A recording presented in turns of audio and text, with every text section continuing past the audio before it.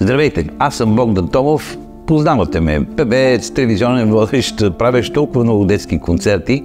Направиха ми изследвания и се оказа, че имам много тежък проблем в шийните прешлени. Направих операцията.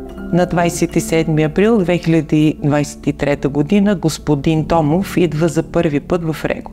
Към настоящия момент Богдан Томов е работил над 40 часа рехабилитация с неврофизиологични упражнения и над 40 часа с уредите на Тайромоша. Резултатите на господин Томов са прецизно отчетени както от софтуера на роботизираната ни апаратура, така и по време на кинезитерапевтичните сесии. И ето ме след 3 месеца. Аз вече не съм онзи човек, който влезе тук, но ето сега аз стоя прав. Сядам, шофирам до морето, връщам се обратно. Благодаря ви, РЕГО.